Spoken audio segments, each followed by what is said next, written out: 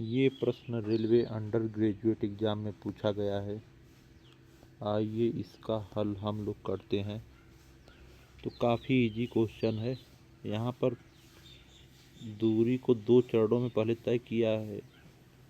पहले 1/3 समय लिया है, उसके बाद फिर बचा समय में 60 किलोमीटर की स्पीड से। तो पहला टोटल समय 3 में लिया है। तो पहले एक जो समय लिया है 1 इकाई, फिर बचा जो दूसरा चरण में दूरी 200 इकाई समय लिया है। तो पहले में जब 1 इकाई समय लिया था तो 30 किलोमीटर की स्पीड से चला था, और जब 2 इकाई समय लिया है मतलब 2/3, 1/3 समय में पहला चरण तय कर लिया, तो दूसरे में 2/3, और हमने पूरी समय 3 मान लिया, तो 1 और 2 हो गया। पहले 1 फिर 2, तो दूसरे में 60 की स्पीड से चला है। तो ये हमने समय माना है एक, अरे एक पहले 1 समय लिया था, ये 2 समय लिया था। तो यहाँ से दूरी का रेशियो क्या हो जाएगा? दूरी बराबर होता है चाल गुणे समय। तो ये समय, ये चाल, ये समय, ये चाल, तो यहाँ से 30 रेशियो 120, ये आ गया दूरी का रेशियो डिस्टेंस का।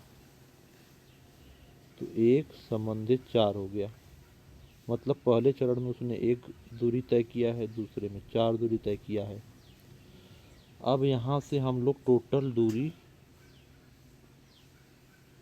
300 ले लेंगे। और ये 300 कहाँ से आया है? ये 30, 60 और 75 का हमने एलसीएम ले लिया है ताकि आसानी से कट जाए।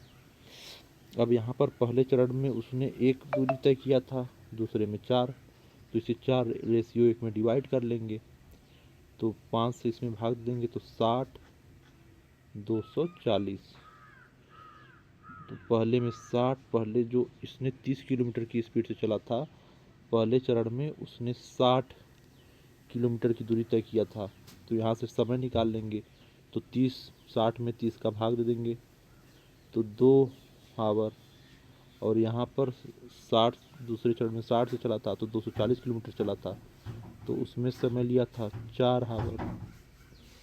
और वापस आने में 75 किलोमीटर की रफ्तार से आया था। तो टोटल दूरी 300 है, तो 300 वापस आने के लिए भी, अब ये वापस आने के लिए 300 दूरी तय करेगा। और 75 की स्पीड से, तो 75 से भाग दे देंगे तो 4 आवर। 2 आवर पहले चरण में, 4 आवर दूसरे चरण में, फिर वापस आने में 4 आवर। टोटल कितना समय हो गया? 4 2 6, 6 4 10। टोटल समय 10 आवर। टोटल दूरी 300 जाने में, 300 आने में 600 किलोमीटर।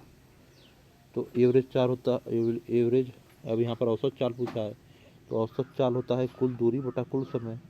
तो कुल दूरी 600 है यहाँ पर, और कुल समय 10 आवर है। 10 भाग दे देंगे तो 60 आ जाएगा।